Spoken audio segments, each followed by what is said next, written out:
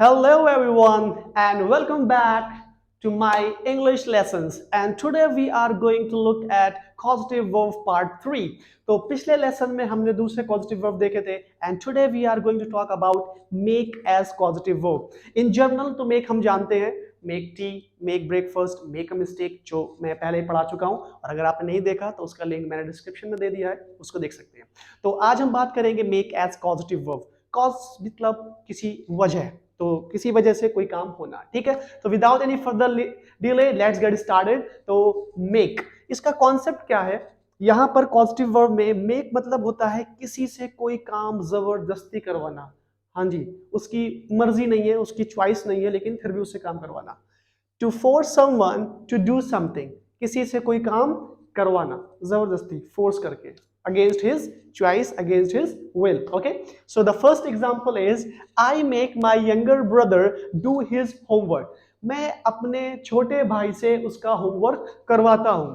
वो होमवर्क करना नहीं चाहता है, ससुरा पकड़ में नहीं आता, सारा दिन खेलता रहता है, चल होमवर्क कर ले, नहीं नहीं नहीं बाद में, अबे कर ले, तो जबरदस्ती उसको उसका होमवर्क करवाना पड़ता है मुझे. तो I make. So if you want you can compare the structure. Make we have the here and person my younger brother and verb first form. तो हम लोग क्या यूज करते हैं यहां पर? verb की first form. point to be noted my lord, verb की first form, second नहीं, third नहीं, first form of the verb. ठीक है, तो ये हो गया first example. And the second one is my boss makes me work late on Fridays. तो मेरा बॉस मुझे फ्राइडे को देर तक काम करवाता है. मतलब मेरी जॉब, मेरा जो टाइमिंग है वो 5 बजे 6 बजे खत्म हो जाती है और वो मुझे 6:30-7 बजे तक रुकने को बोलता है और काम करने को बोलता है. तो माई बॉस मेक्स मी. अब आप सोच रहे होंगे यहाँ पर मेक था, यहाँ पर मेक्स कैसे हो गया?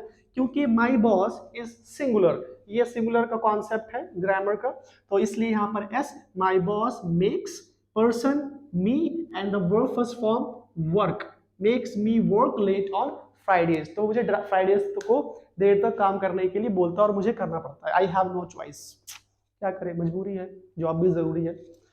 Okay, so the next one is, ठीक है, the next one is about the past. मैंने जो आपको अभी बताया ये प्रेजेंट में था, किसी से कोई काम करवाते हैं. सेकेंड वन इज कोई काम करवाया था पास्ट में, right? My teacher made me री राइट द असाइनमेंट. मेरे टीचर ने मुझसे दोबारा असाइनमेंट लिखवाया.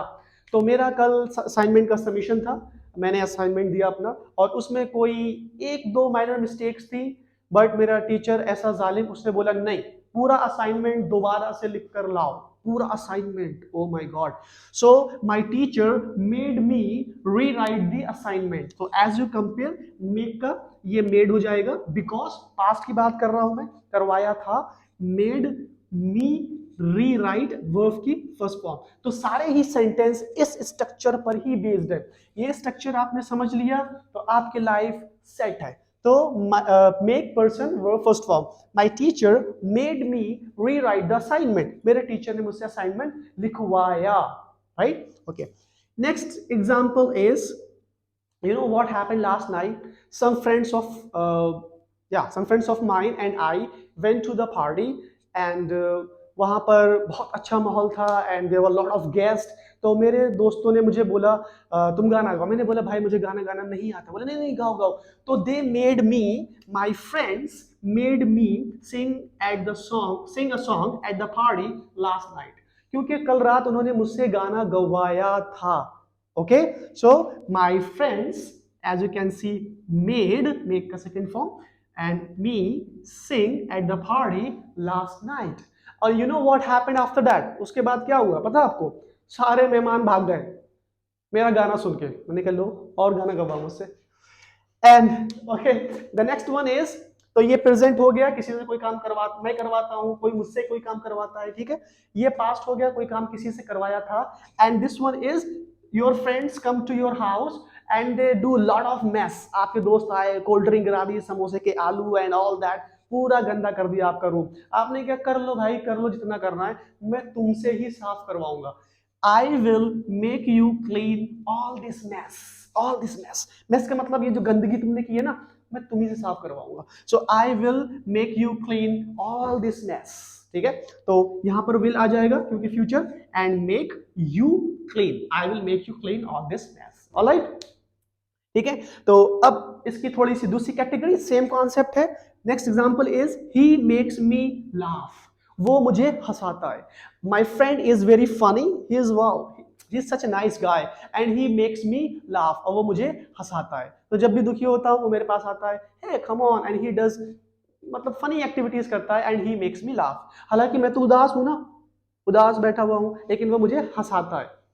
And similarly the next one is you are studying, और वही दोस्त आपको आया और उसने हंसाना शुरू कर दिया, and then you say my dear I am studying, please don't make me laugh, don't make me laugh.